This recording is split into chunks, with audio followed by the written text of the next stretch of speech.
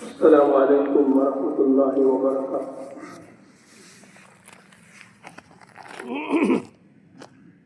الحمد للہ رب العالمین والعاقبۃ للمتقین والصلاة والسلام على سید الانبیاء والمرسلین وعلى آلہ واصحابہ اجمعین۔ اما بعد فاعوذ باللہ من الشیطان الرجیم، بسم اللہ الرحمن الرحیم۔ إنا أعطيناك الكوثر فصل لربك وانحر إن شانئك هو الأبتر۔ صدق الله المولانا العظيم۔ قابل احترام برادران اسلام، اللہ کا کرم ہوا، احسان ہوا کہ حق تعالی شانہ نے ہم تمام کو، کائنات میں بسنے والے مسلمانوں کو آج کا یہ مبارک دن عنایت فرمایا۔ دعا کرے اللہ پاک آج کے اس دن کو اور باقی دونوں دنوں کو ہم سب کے لیے اور کائنات میں بسنے والے سارے مسلمانوں کے لیے امن و عافیت اور خوشی کے دن منائے۔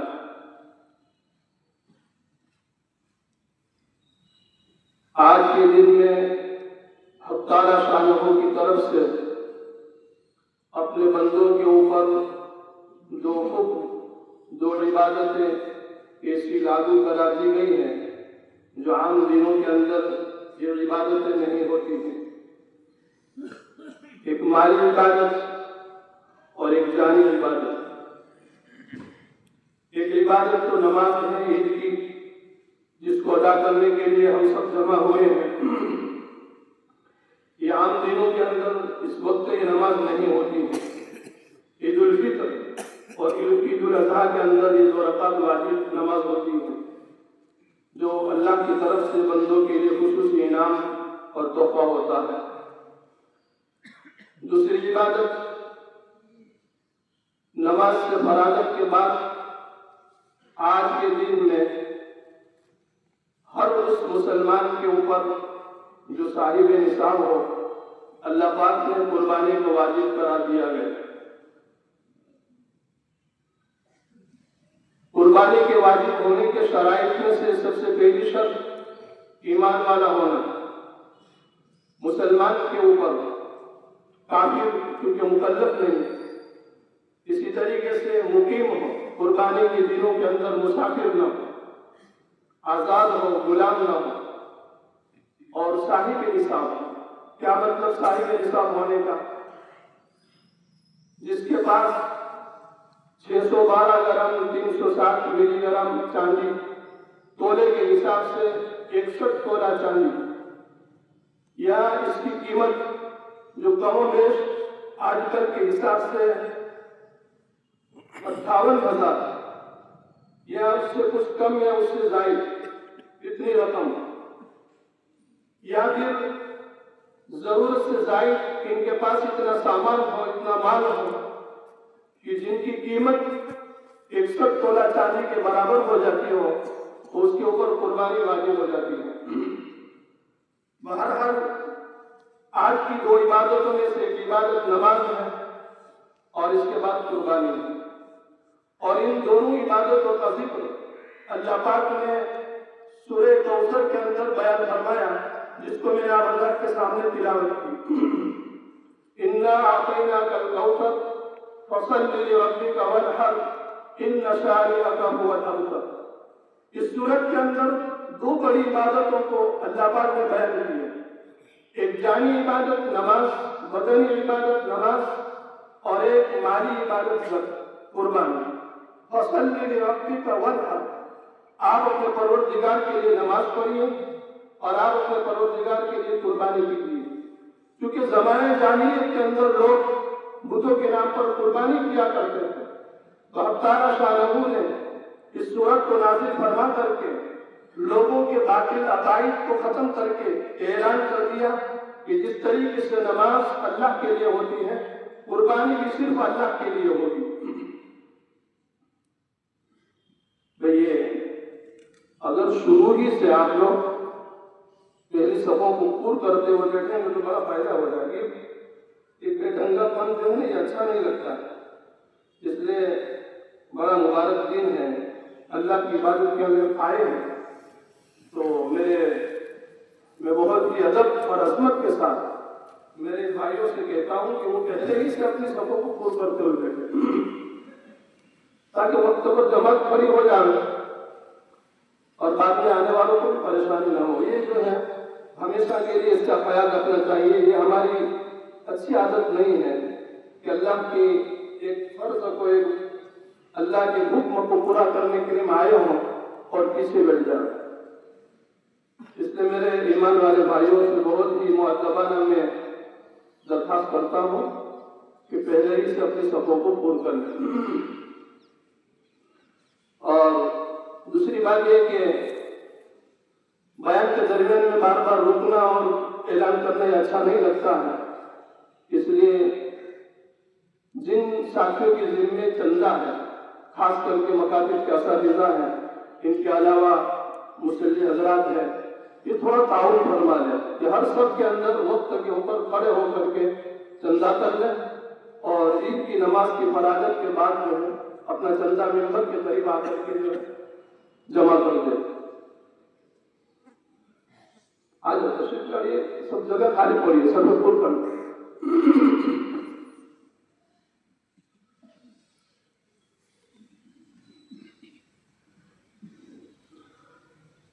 تو ایک تو نماز جس کو ہم ادا کرنے کے لیے جمع ہوئے ہیں، اور دوسری قربانی میں انشاءاللہ ہم نماز سے فراغت کے بعد کریں گے۔ قربانی کرنے سے کیا فائدہ ہوگا اور قربانی نہ کرنے کا کیا نقصان ہے، یہ بہت ہی مختصر انداز میں مختصر وقت میں آپ کے سامنے بیان کروں گا۔ قربانی کرنے کا سب سے پہلا فائدہ اللہ کے حکم کو پورا کرنا، اور اللہ کے کسی ایک حکم کو ادا کر لینا، پورا کر لینا، اس کی قیمت ساتوں آسمان اور ساتوں زمینوں سے بڑھ کر ہے، یہ کوئی معمولی چیز نہیں۔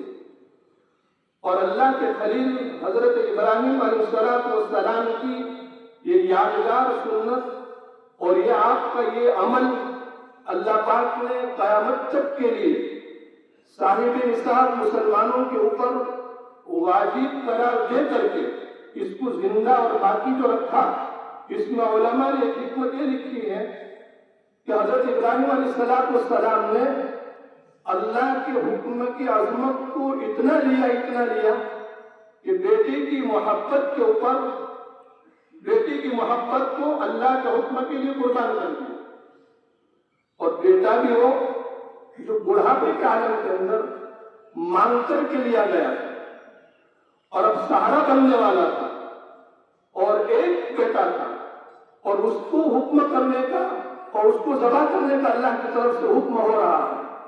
تو ایک باپ اپنے بیٹے کو اپنے ہاتھ سے ذبح کرے، یہ کوئی معمولی کام نہیں ہے، یہ بہت مشکل کام ہے۔ لیکن حضرت ابراہیم علیہ السلام امتحان میں کامیاب ہوتے یہاں تک پہنچے کہ آخر میں اللہ پاک نے بیٹا ذبح کرنے کا حکم دیا تو بھی لبیک کہہ دیا۔ اللہ کو یہ حکم اتنا پسند آیا کہ اسلام کی علامت اس کو قرار دیا گیا، اسلامی شعار ہے، اور مسلمانوں کے اوپر اس کو واجب قرار دے کر کے جب تک دنیا باقی رہے گی قربانی باقی رہے گی، اس کو یاد رکھیں۔ اس لیے میرے بزرگ اور دوستوں، آج ہمیں اس قربانی کی عظمت کو بھی ہمارے دلوں میں بٹھانے کی ضرورت ہے۔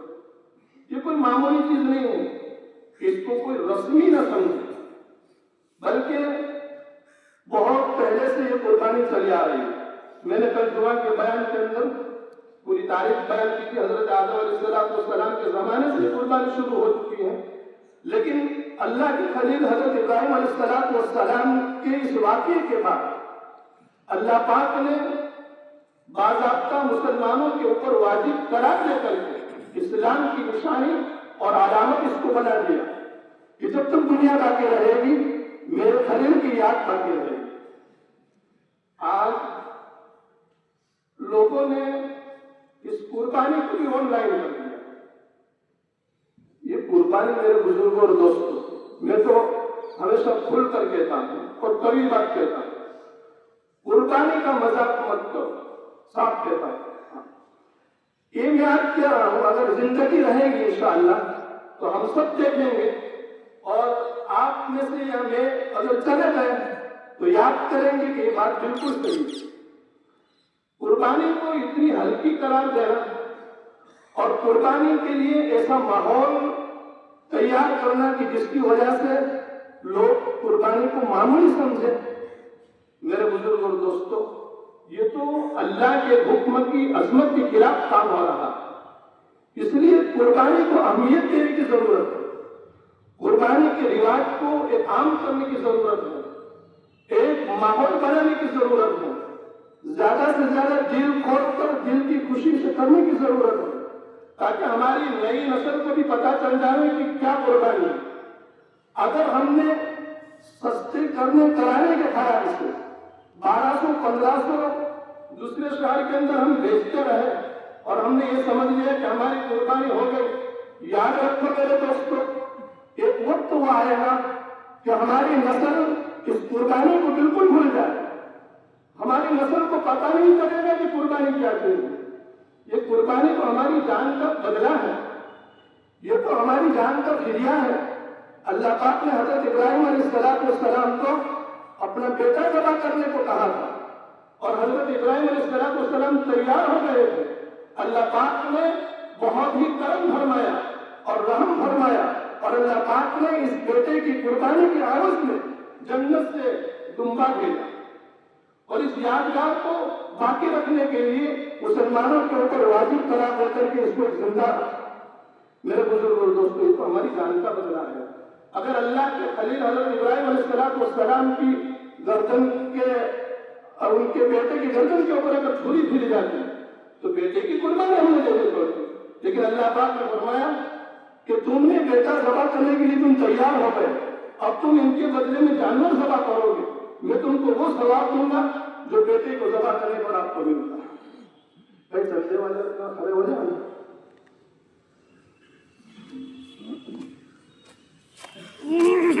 ہر سب کے اندر جو ہے تھوڑا اور ساتھی بھی اس کا تعاون کرے تاکہ جلدی کام ہو جائے۔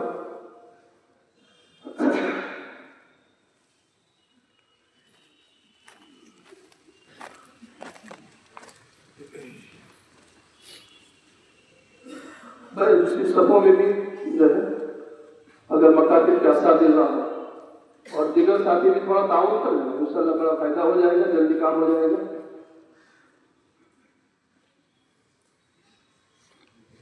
تو قربانی کرنے سے سب سے پہلا فائدہ اللہ کا حکم زندہ کرنا، اس سے بڑھ کر کے کوئی چیز نہیں ہے، اللہ کا حکم زندہ کرنا۔ دوسرا فائدہ کیا ہے؟ قربانی کرنے پر جتنے بھی فضائل اور ثواب اور فائدے احادیث کے اندر بیان کیے گئے ہیں، اس کا مستحق ہونا۔ اور کیا فائدہ بیان کیا گیا ہے؟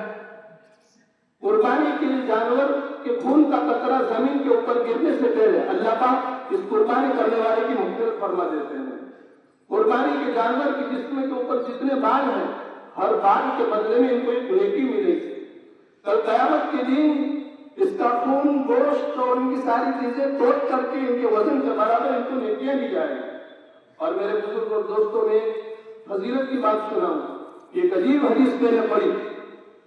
حضرت حسن بن علی رضی اللہ تعالیٰ عنہ فرماتے ہیں کہ اللہ کے نبی صلی اللہ علیہ وسلم نے فرمایا کہ کوئی شخص اس حالت میں قربانی کرے، تھوڑا توجہ چاہوں گا، کوئی مسلمان اس حالت میں قربانی کرے کہ قربانی کرتے وقت اس کا دل خوش ہو، دل کی خوشی سے قربانی کر رہا، اس کو جھنجھٹ نہ سمجھ رہا، دل کی خوشی سے کر رہا، اور قربانی کرنے پر جتنے بھی فضائل اور فائدے احادیث میں بیان کیے گئے ہیں، اس کو حاصل کرنے کی اور اس کو ملنے کی امید بھی رکھتا ہو کہ اس قربانی کرنے پر اللہ تعالیٰ مجھے یہ دیں گے، تو کیا فائدہ ہے حدیث کے اندر؟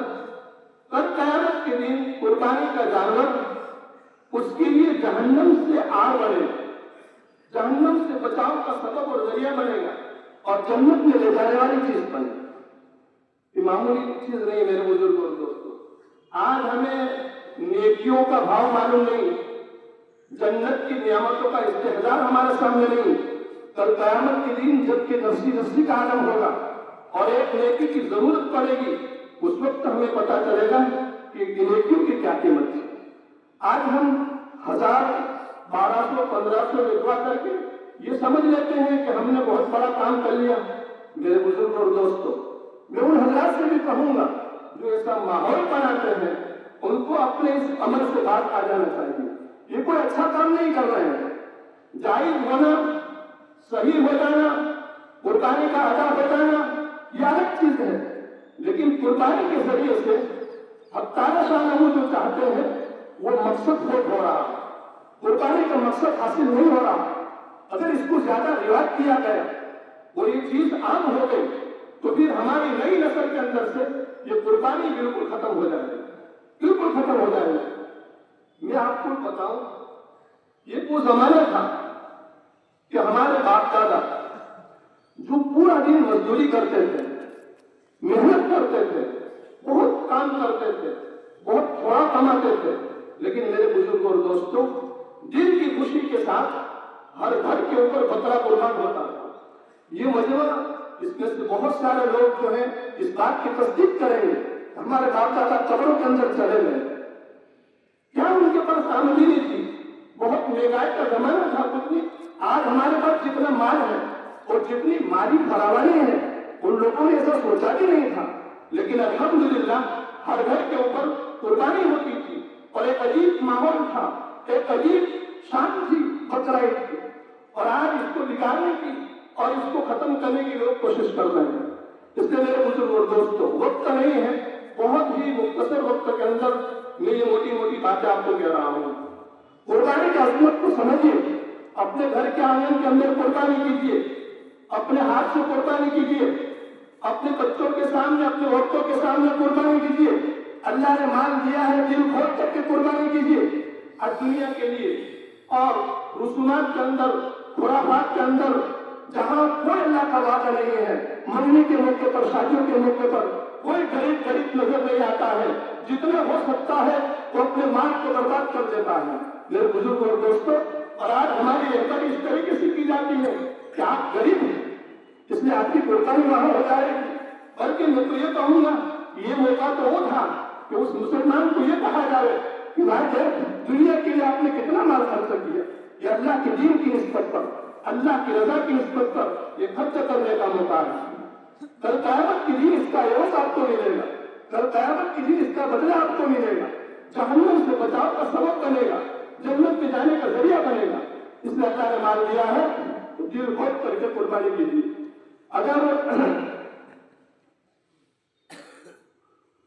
چلنے والے اپنا کام جاری رکھے، جو بعد میں جو مجمع آیا ہے وہاں بھی اور بیرت بھی رکھا ہے، تو عید کی نماز سے فراغت کے بعد للہ رقم اس کے اندر بھی آپ ڈال سکتے ہیں اور مسجد کا تعاون کرتے ہیں۔ اور نماز کے بعد جو ہے خصوصاً مکاتب کے اساتذہ اور دوسرے احباب یہ جتنے بھی بچھونے ہیں، چٹائی وغیرہ، ان کو تھوڑا جمع کر لیں اور چندے کرنے والے احباب نماز کے بعد ممبر کے قریب اپنا چندہ جمع کریں۔ اگر سہولت نہیں ہے، آنگن کے اندر انتظام نہیں ہو سکتا ہے، تو الحمدللہ ایسے معتبر ادارے ہمارے شہر کے اندر ہیں کہ جہاں قربانیاں ہوتی ہیں۔ یہ 4,500 4,000 یہ کتنی معمولی رقم ہے، کتنا سستا سودا ہے، اس سے بڑھ کر کے ہمیں کیا سستا چاہیے؟ کوئی غریب ایسا نہیں ہے کہ 4,000 3,500 کی قربانی نہ کر سکے۔ اگر گھر کے آنگن میں انتظام نہیں ہے تو پھر ایسے اداروں میں جہاں ہماری نظروں کے سامنے قربانی ہوتی ہے، ہم اپنا جانور بھی دیکھ سکتے ہیں، جانور کے اندر ہمارے جو حصے دار کون کون اس کو بھی معلوم کر سکتے ہیں، اگر گوشت کی ضرورت ہے تو ہم اس کو بھی لے جا سکتے ہیں۔ تو پھر ایسے اداروں کے اندر اپنا حصہ دکھوا کر کے قربانی کیجیے۔ اللہ کا بہت بڑا حکم ہے، اگر اس کی توہین کی گئی اور اس کی عظمت گھٹائی گئی تو آنے والی نسل قربانی سے بالکل ہاتھ دھو بیٹھے۔ اس لیے میرے بزرگ اور دوستوں، میں بار اس کو کہوں گا کہ آئندہ اس کا خیال رکھے کہ یہ چیزیں نہ ہونی چاہیے اور جو حضرات اس کا ماحول بناتے ہیں، اللہ پاک نے ان کو سمجھداری دی ہے، اللہ پاک نے ان کو اس علم دیا ہے، تو صحیح رہبری کرے قوم کی اور قوم کو قربانی کی حقیقت سمجھائے اور قربانی کی عظمت لوگوں کی دلوں کے اندر بٹھائے۔ اسلام کی پوری تاریخ بڑی پڑی ہے کہ اسلام قربانیوں کو چاہتا ہے۔ اگر یہ چیزیں ہماری زندگیوں سے نکل جائے گی تو بھی ہماری نسلوں کو کیا پتا چلے گا؟ جان دینے کا وقت آئے گا کیسے قربانی لیں گے، مال دینے کا وقت آئے گا کیسے قربانی لیں گے۔ اس سے میرے بزرگ اور دوستوں، اور زیادہ نہ کہتے ہوئے کی بات کو سمجھتا ہوں، وقت ہو رہا ہے، اللہ پاک کہی ہوئی باتوں کو اپنا عمل کرنے کی توفیق عطا فرمائے۔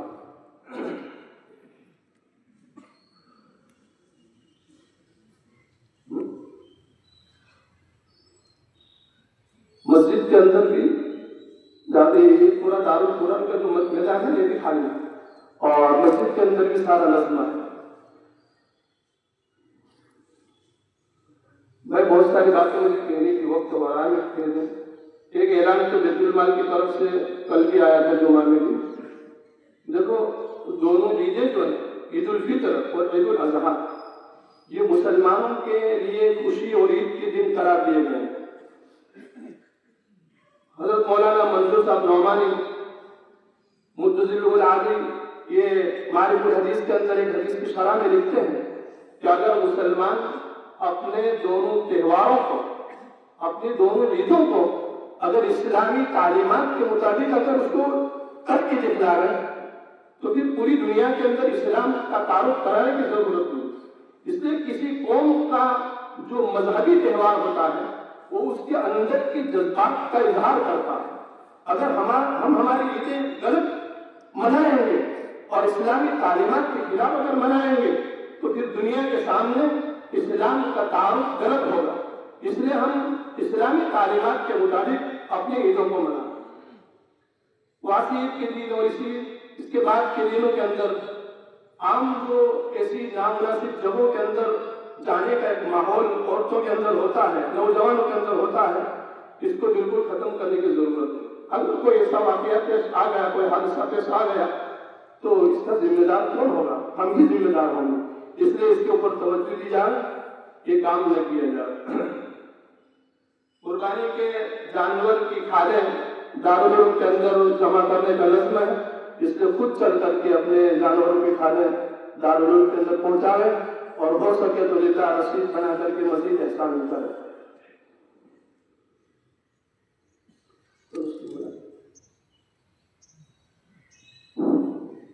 وقت ہو رہا ہے، ہم سب صحیح کر لیں۔ صفحے بھی بنتی رہے اور اس کی نماز کی ترتیب بھی تھوڑے سنتے چلیں۔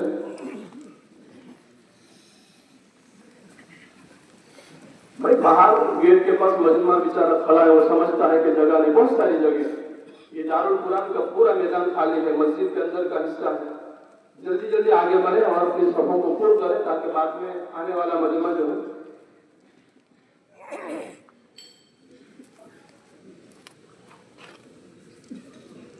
دو رکعت واجب عید الاضحیٰ کی ادا کرنے کی نیت کریں امام کی ابتدا میں۔ سب سے پہلے جو ہے امام اللہ اکبر کہہ کر کے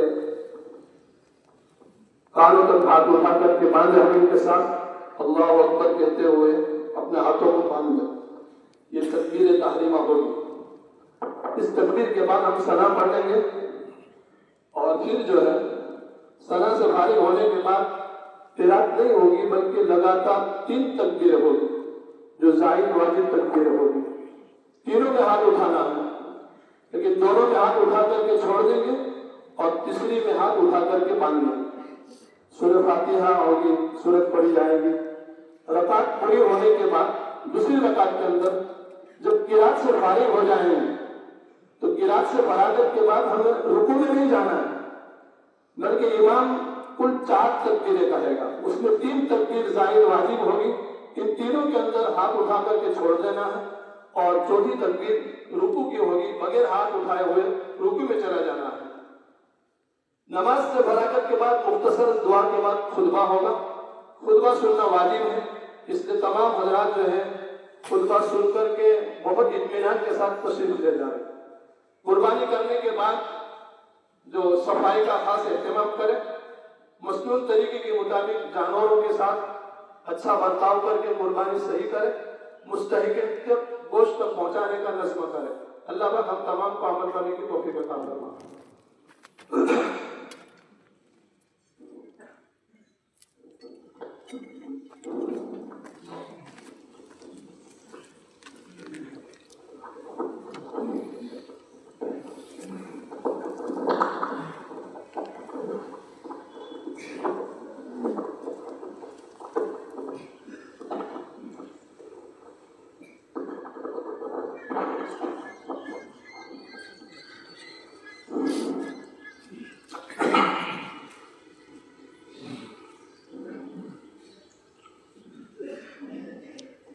اللہ اکبر۔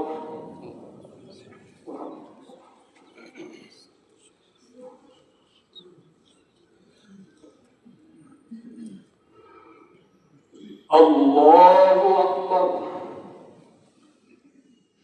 اللہ اکبر۔ اللہ اکبر۔ الحمد لله رب العالمين الرحمن الرحيم مالك يوم الدين إياك نعبد وإياك نستعين اهدنا الصراط المستقيم صراط الذين أنعمت عليهم غير المغضوب عليهم ولا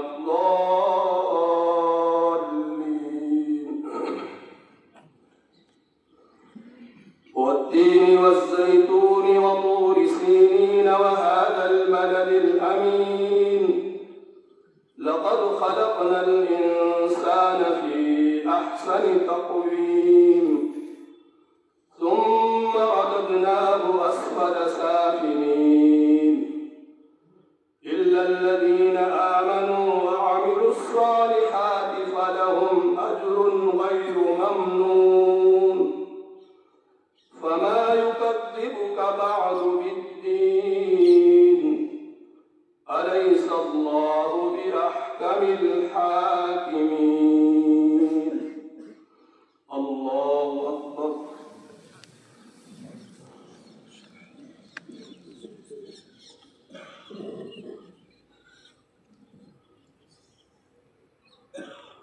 سمع الله لمن حمده الله أكبر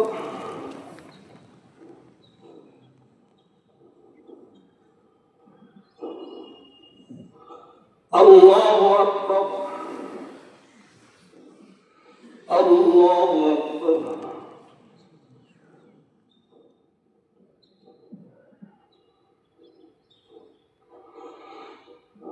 الله أكبر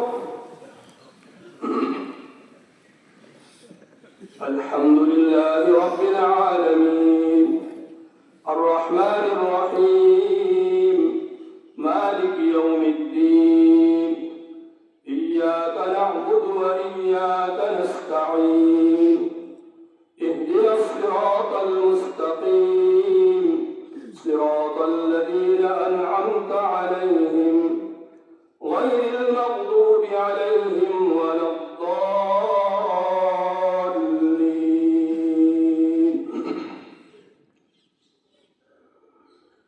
إنا أعطيناك الكوثر فصل لربك وانحر إن شانئك هو الأبتر الله أكبر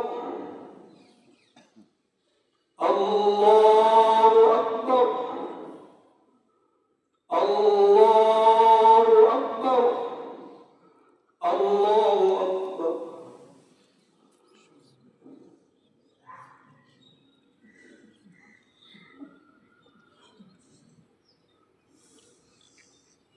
سمع الله لمن حمده الله أكبر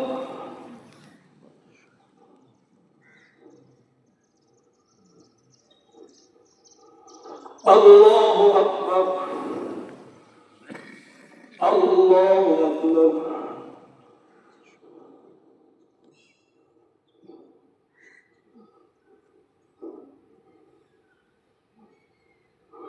اللہ اکبر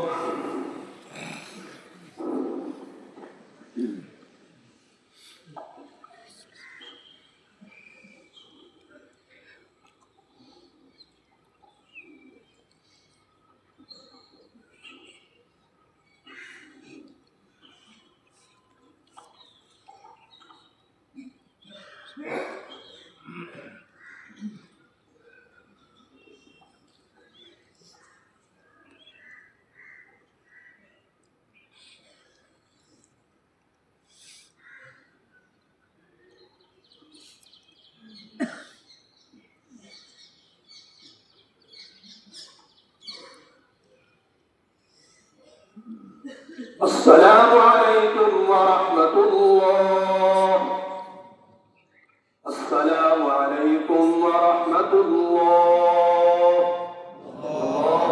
اللہ اکبر لا الہ الا اللہ اللہ اکبر وللہ الحمد یا رب لک الحمد کما ينبغي لجلال وجهك وعظیم سلطانك اللهم لا نحصي ثناء عليك أنت كما أثنيت على نفسك اللهم صل على سيدنا ومولانا محمد وعلى آل سيدنا ومولانا محمد صلاة تنجينا بها من جميع الأهوال والآفات وتقضي لنا بها جميع الحاجات وتطهرنا بها من جميع السيئات وترفعنا بها عندك على الدرجات وتبلغنا بها أقصى الغايات من جميع الخيرات في الحياة وبعد الممات إنك على كل شيء قدير يا أول الأولين ويا آخر الآخرين ويا ذا القوة المتين ويا راحم المساكين ويا أرحم الراحمين ربنا ظلمنا أنفسنا وإن لم تغفر لنا وترحمنا لنكونن من الخاسرين يا ذا الجلال والإكرام ہم سب کے گناہوں کو معاف فرما کائنات میں بسنے والے سارے مسلمانوں کے گناہوں کو معاف فرما ہم سب کو اور کائنات میں بسنے والی ساری انسانیت کو ہدایت نصیب فرما گمراہی سے ہم سب کی حفاظت فرما تیری ذات عالی سے تعلق نصیب فرما تیری محبت تیری عظمت تیرا خوف ہمارے دلوں میں پیدا فرما اے اللہ ان تینوں دنوں کو ہمارے لیے اور پورے عالم کے مسلمانوں کے لیے پوری خوشی اور عافیت کے دن بنا دے ہماری قربانیوں کو قبول فرما صحیح قربانی کرنے کی ہم سب کو اور تمام مسلمانوں کو توفیق نصیب فرما قربانی کی عظمت کو ہمیں سمجھنے کی توفیق نصیب فرما اللہ اس قربانی کے ذریعے سے تیرا جو مقصود ہے جو تو چاہتا ہے کہ اللہ یہ چیز ہمیں عطا فرما ان کے اوپر احادیث کے جتنے بھی فضائل بیان کیے گئے ہیں وہ ساری فضائل اللہ ہمیں تو ہمارے لیے اللہ ایسا فیصلہ فرما کہ ہم ان فضائل کو حاصل کرنے والے بنے ہمیں ان کا شوق عطا فرما اے اللہ قربانی نہ کرنے پر پیارا آقا جناب محمد رسول اللہ صلی اللہ علیہ وسلم نے جو وعید بیان فرمائی ہے اللہ اس وعید سے ہماری اور پوری امت مسلمہ کی حفاظت فرما جو صاحب نصاب حضرات ہیں اللہ ان کو صحیح قربانی کرنے کی توفیق نصیب فرما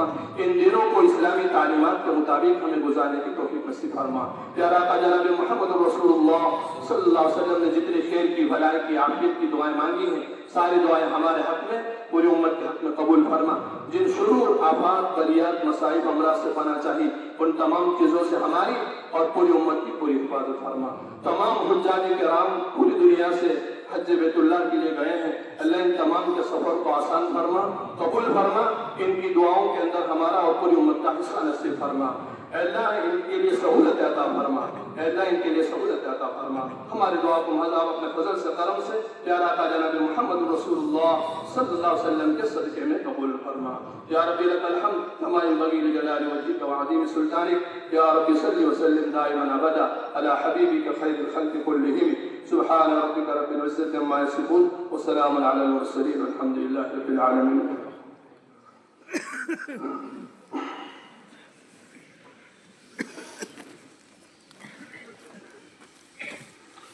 الله أكبر لا إله إلا الله الله أكبر ولله الحمد الله أكبر لا إله إلا الله أكبر ولله الحمد الله أكبر لا إله إلا الله أكبر ولله الحمد الحمد لله الذي جعل الكعبة الحرام قياما للناس وأمنا.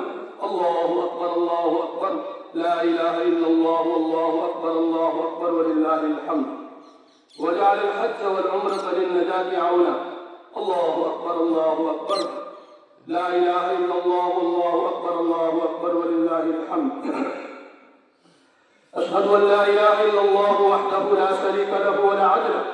الله أكبر الله أكبر، لا إله إلا الله والله أكبر الله أكبر ولله الحمد. وأشهد أن سيدنا ومولانا محمدا عبده ورسوله الذي لا نبي بعده وصله.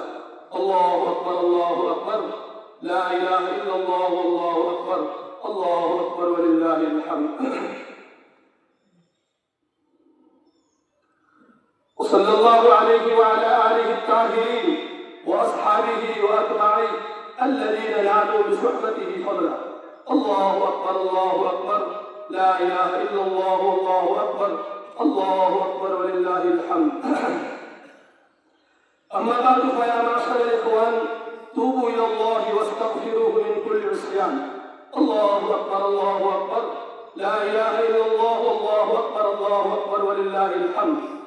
وبادروا في أداء ما وجب عليكم في هذا اليوم من صلاة العيد ثم تضحية الحيوان، وهي واجبة على كل مسلم مكلف مالك نصاب من الشاة والإبل والبقر الذي بدا عليه الحولان، ولا تجزي العجفاء ولا العرجاء وغيرهما مما فيها عيب أو نقصان. الله أكبر الله أكبر، لا إله إلا الله والله أكبر الله أكبر ولله الحمد. وقد قال أصحاب رسول الله صلى الله عليه وسلم: يا رسول الله، ما هذه الأضاحي؟ قال: سنة أبيكم إبراهيم. قالوا: فما لنا فيها يا رسول الله؟ قال: لكل شعرة حسنة. قالوا: فما الصوف فيها يا رسول الله؟ قال: لكل شعرة من الصوف حسنة. وقال عليه الصلاة والسلام: من وجد ساعة لأن يضحي فلم يضحي فلا يحضر مصلانا. أعوذ بالله من الشيطان الرجيم. لن ينال الله لحومها ولا دماؤها ولكن يناله التقوى منكم. كذلك سخرها لكم لتكبروا الله على ما هداكم وبشر المحسنين. بارك الله لنا ولكم في القرآن العظيم، ونفعنا وإياكم بالآيات والذكر الحكيم. إنه تعالى جواد كريم ملك بر رؤوف رحيم، فاستغفروه إنه هو الغفور الرحيم.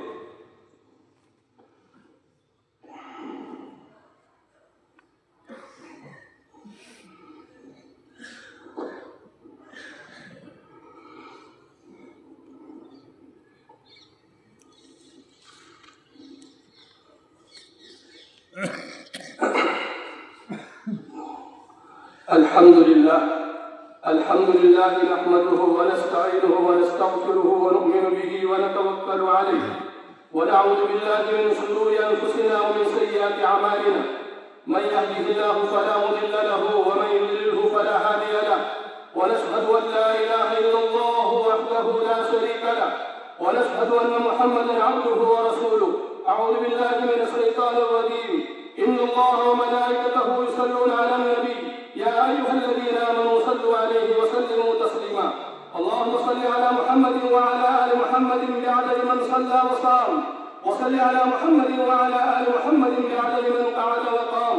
وصلى الله عليه وعلى جميع الأنبياء والمرسلين والخلفاء المقربين والملائكة المقربين والخلفاء الراشدين، خصوصا على خير البشر بعد الأنبياء بالتحقيق أمير المؤمنين أبي بكر الصديق رضي الله تعالى عنه، وعلى مسجل المنبر والمحراب أمير المؤمنين عمر بن الخطاب رضي الله تعالى عنه، وعلى كامل الحياء والإيمان أمير المؤمنين عثمان بن عفان رضي الله تعالى عنه، وعلى مظهر العجائب والغرائب أمير المؤمنين علي بن أبي طالب كرم الله وجهه، وعلى الإمامين الهمامين السعيدين الشهيدين أبي محمد الحسن وأبي عبد الله الحسين رضي الله تعالى عنهما، وعلى أمهما سكتة النساء فاطمة الزهراء رضي الله تعالى عنها، وعلى عميه المكرمين بين الناس أبي عمارة الحمزة وأبي الفضل العباس